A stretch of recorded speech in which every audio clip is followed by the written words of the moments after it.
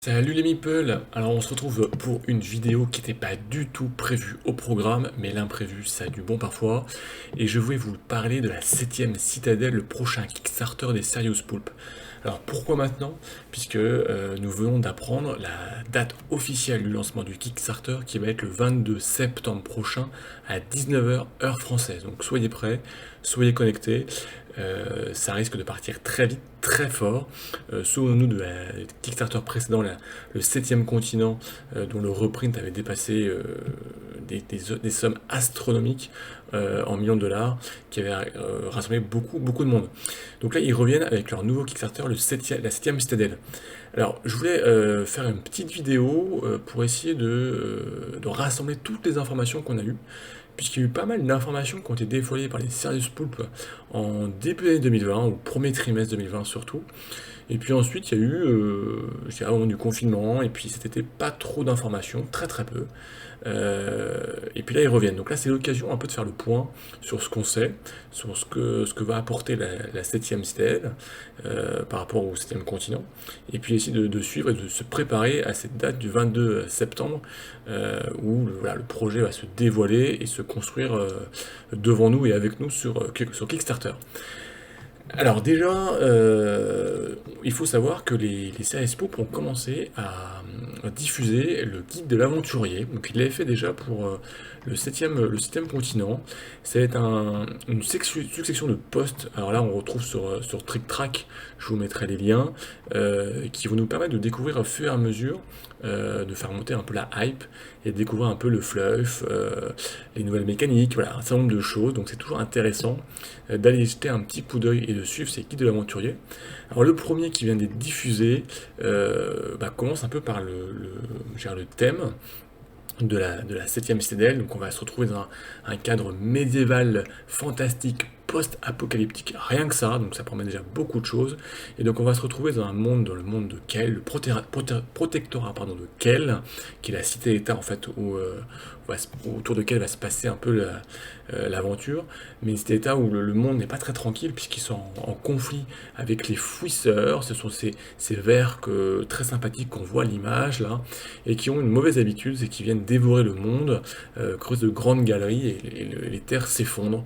Donc c'est un peu compliqué.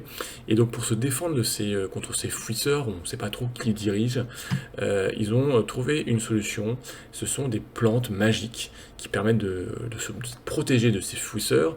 Et ce sont les plantes, elles sont développées, cultivées par des nécrodruides. Ça promet tout un programme, et qui donc pour cela utilisent des citadelles. Voilà, la fameuse citadelle, en tout cas il y en a peut-être plusieurs, puisqu'on parle de la 7ème citadelle, et dans laquelle ils ont des jardiniers, ou plutôt des jardiniers forçats. Voilà, les conditions de travail sont assez compliquées a priori, et voilà, on va incarner un de ces jardiniers forçats au sein de cette citadelle. Et puis ensuite on va partir à l'aventure. Et alors justement, dans le 7ème citadelle, on ne va pas, ce ne sont pas des malédictions, mais ce sont des menaces. Et ça va me permettre d'évoquer toutes les différences, les ajouts, je dirais, par rapport à au 7ème continent. Alors pour ça, on va partir sur un article que j'avais écrit, puisque j'ai eu la chance de pouvoir mettre la main sur le prototype. Alors il y a bien sûr des évolutions, bien sûr par rapport au projet final, mais voilà, j'ai pu y jouer, j'ai pu mettre la main dessus. Donc voilà, il y a un certain nombre de choses. Donc tout d'abord, ces fameuses menaces, avec un livret de menaces. Donc ça, c'est une grande nouveauté par rapport au 7ème continent, avec une partie beaucoup plus narrative. Dans le 7ème continent, souvenons-nous, ce sont des cartes, beaucoup de cartes, et où toute la narration sont sur ces cartes, sur le dos des cartes ou sur les cartes en elles-mêmes. Là, on va avoir un livret de menaces qui va nous plonger dans l'aventure, avec la mise en place, le fluff, et puis auquel on va pouvoir revenir en conclusion, enfin on va y revenir en cours de la partie, avec le pendant de livrer des dialogues, puisque là c'est une autre des nouveautés, il y aura des interactions avec les personnages qu'on va rencontrer sur le terrain, dans la carte, et donc avec des choix de dialogue, etc., etc. Donc je dirais vraiment une immersion beaucoup plus forte que dans la 7e continent. Pour moi je pense que c'est quelque chose qui va être très sympathique, et en tout cas dans le prototype c'était vraiment bien, c'était un peu ce qui me manquait, je pense, au 7e continent, cette narration, un petit peu ce livre dont vous êtes le héros. Alors, en tout cas, dans le prototype, c'est pas autant développé, hein, mais voilà, ça permet vraiment de se plonger à l'intérieur dans cette aventure et de vivre vraiment une aventure et moins être dans un casse-tête avec un système de die and retry qu'on pouvait avoir dans le 7e continent. Même si on peut le corriger avec quelques cartes, avec la carte 777 en particulier pour les connaisseurs.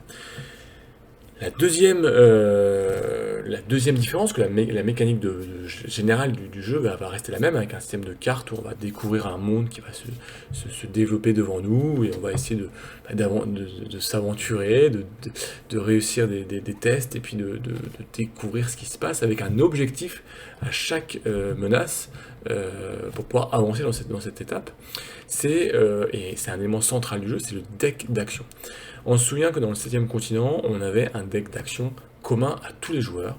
Cette fois-ci, c'est fini. Chaque joueur va venir avec son propre deck d'action. Donc c'est un deck d'action individuel qui va pouvoir être personnalisé au fur et à mesure des parties.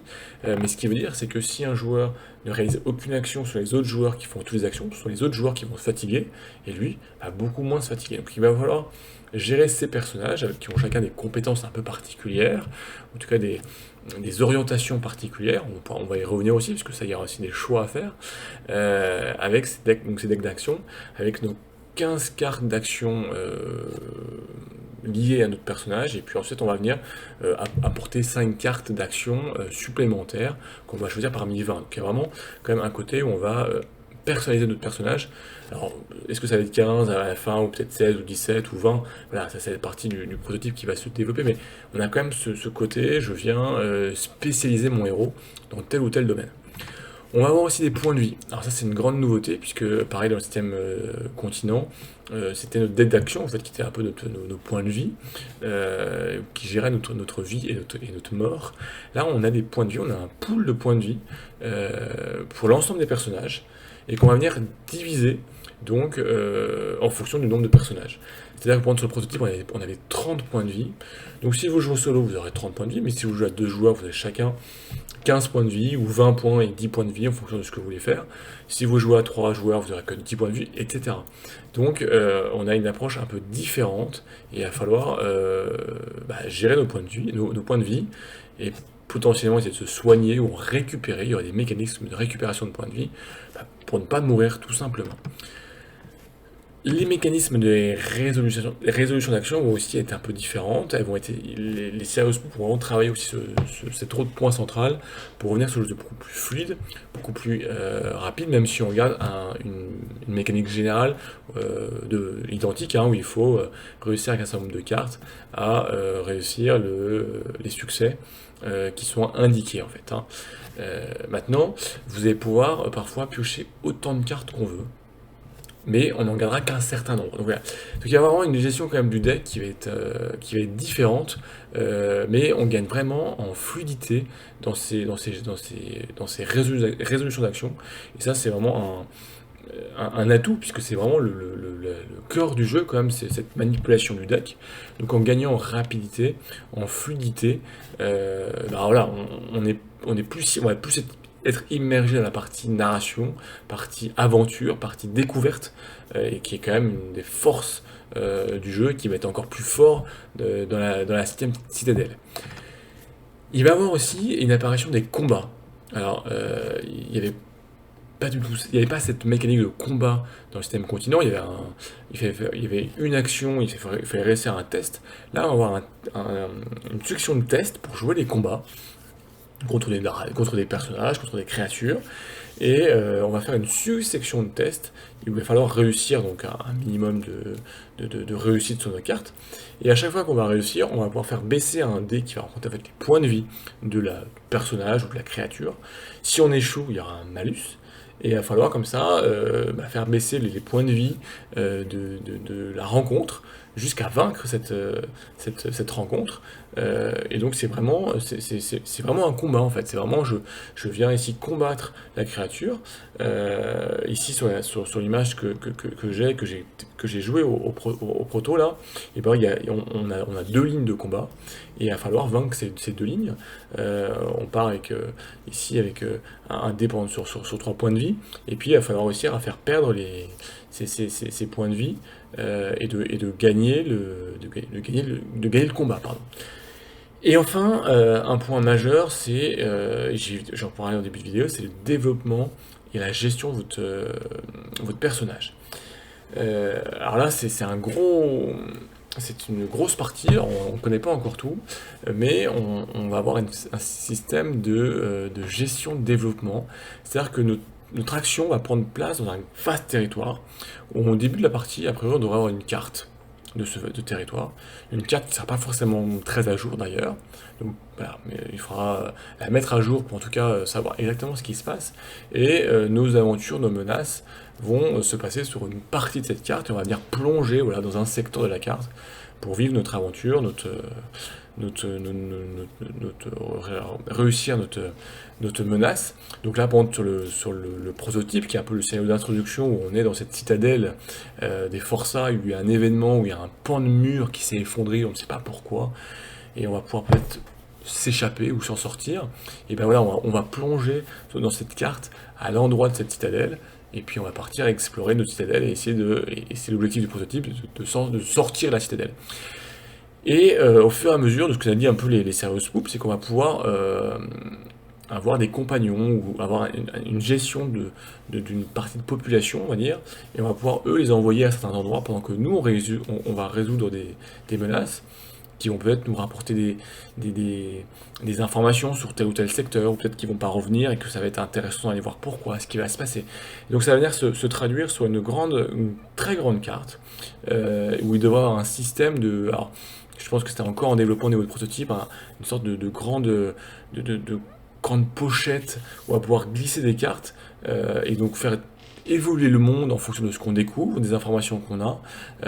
Donc il y aura un peu il y aura la carte, je dirais, où on est dedans, où on vit notre aventure au 7e continent, où on va venir avec des cartes numérotées et développer notre terrain de jeu. Et puis cette grande carte qui va venir elle aussi évoluer en fonction de ce qui se passe, et on va venir mettre des cartes en fonction de ce qu'on découvre dans des petites pochettes plastiques là qui sont toutes reliées, et pour avoir cette carte de ce continent, de ce protectorat de Kel qui va se dévoiler au fur et à mesure de nos parties et dévoiler beaucoup de secrets. Donc ça c'est quelque chose, c'est un ajout que je pense qui va être vraiment très intéressant et qui va vraiment apporter beaucoup de fluff et de continuité entre ces menaces et de vivre une aventure complète, je dirais, dans le protectorat de Kel, pardon. Il y aura aussi un peu une disparition du système de craft des objets. On savait qu'on pouvait combiner des objets, alors parfois de façon un peu loufoque, on se retrouvait avec un radeau combiné avec une pelle par exemple, ce qui n'était pas très réel on va dire. Là il y aura les objets qu'on va découvrir, on va pouvoir s'en équiper de suite et les utiliser de suite. Il n'y aura pas de système de combinaison, il y aura un système de mots-clés en fait sur chaque carte, et on sera limité au nombre de mots-clés. Par exemple, une arme, on aura peut-être limité à 2 cartes avec le mot-clé arme. Un couteau, bon, ce sera une petite arme, donc alors un seul mot-clé arme, donc on pourra avoir une deuxième carte avec le mot-clé arme. Par contre, si on trouve un fusil, et bien peut-être que ce fusil aura 2 fois le mot arme sur sa carte, et donc on ne pourra qu'un seul fusil et aucune arme. Voilà. Donc il y a un système, voilà, c'est aussi un système je dirais pour gérer la difficulté du jeu et pas se retrouver avec un joueur qui a 10 fusils et qui va rouler sur le jeu. Donc c'était un peu le système, le pendant du craft qui va un peu disparaître, a priori en tout cas dans ce qui nous a été dit, bien sûr, il y avait des secrets qui vont nous être dévoilés, et sûrement parce qu'il y a plein de choses. Et le dernier point majeur, c'est qu'il y aura un arbre de compétences. Oui, un arbre de compétences, et donc au fur et à mesure des scénarios, on part un peu du centre de cet arbre de compétences et on va pouvoir débloquer des compétences nouvelles, supplémentaires. Donc on ne pourra pas tout faire. Si on part vers le haut, on ne pourra pas aller vers le bas. Enfin, bon. Et donc il va falloir un peu gérer un petit peu si vous voulez vous spécialiser dans un domaine, essayer de vous développer un peu moins, mais d'être un peu plus généraliste, de trouver cet équilibre pour avoir votre meilleur personnage et soit le plus équilibré ou l'équipe la plus complémentaire et trouver voilà, comment réussir à gérer votre personnage pour cette gestion de fur et à mesure des menaces, de ces livrets de menaces. Donc, pour résumer tout ce qu'on a appris, on a appris quand même pas mal de choses, moi je trouve. Bon, bien sûr, on en découvre beaucoup sur ce monde du protectorat de Kel et de ce qui s'y passe avec les nécrodruides, avec les fouisseurs, avec ces jardiniers forçats qu'on va incarner. Donc ça, c'est un peu le carnet des guides de l'aventurier qui vont être dévoilés au fur et à mesure. Et sinon, j'aurais pour résumer, il y a 7 points majeurs, différents avec le 7e continent. Il y a le système de scénario, donc d'immersion, de narration. Il y a le système de point de vie qui va être un peu différent. Il y a le système d'exploration qui va être où la mécanique reste la même, mais avec ce système de carte générale du monde qui va évoluer. Il y a le système d'arbre de compétences, on est sur l'image avec ce développement à faire. L'apparition de combats beaucoup plus développés. Ces interactions grâce au livret de dialogue, qui aura peut-être un autre nom à terme, mais avec ces dialogues via les personnages, les PNJ qu'on va rencontrer dans le tuto, voilà, on découvrait un personnage, je ne vais pas trop spoiler pour ceux qui ne l'ont pas fait, mais voilà, et puis on pouvait discuter et obtenir certains avantages ou pas. Et le dernier point, le 7e point, c'est par rapport à l'équipement, avec un peu une disparition du crafting, mais une limitation par les mots-clés. Maintenant, la campagne va commencer dans 22 jours, 21 jours plus exactement, donc on devrait très très rapidement en savoir plus. Ce que je vous invite, c'est vraiment à suivre les guides de l'aventurier qui vont sortir de façon, je pense, assez régulière. Ils n'ont pas donné de rythme, mais je peux en parler peut-être sur un par semaine, ce qui amènerait à 4 guides de l'aventurier jusqu'au début de l'aventure. Voilà, pour découvrir un peu les nouvelles mécaniques, puisque je ne l'ai pas évoqué, mais il y a beaucoup de choses. Hein. Aussi, chaque personnage aura bien sûr l'objectif principal du scénario, de la menace, hein, donc s'échapper de cette citadelle pour le proto. Mais on a aussi, chaque personnage a un scénario, un objectif non obligatoire personnel. Il y aura une quête personnelle. S'il réalise, bien évidemment, aura des conséquences. Donc voilà, ça.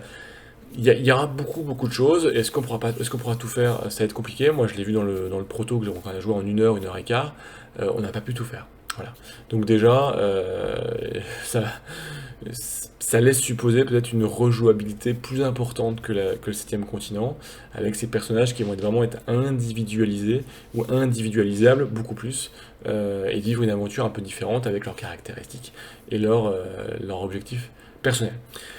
Donc suivez vraiment les guides de l'aventurier, de toute façon on va vous les partager sur ma page Facebook bien évidemment, mais aussi sur les différentes pages Facebook du système continent et le système citadelle, pour essayer de suivre, de se préparer, et retenez la date, 22 septembre, 19 h heure française, lancement de la campagne. Je pense qu'on sera sur 3 semaines à peu près, qui se fait habituellement.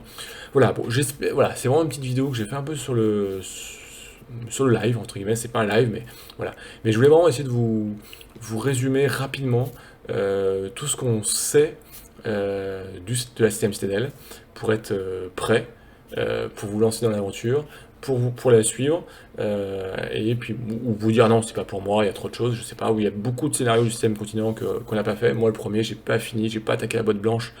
Donc bon, maintenant ça va, on a encore quelques mois avant que soit livré le système citadelle, donc bon. Mais voilà, je suis très en retard. Voilà, mais en tout cas, ça vous permet, j'espère, de faire un petit point d'étape, de se remettre les idées bien au clair avant de se lancer.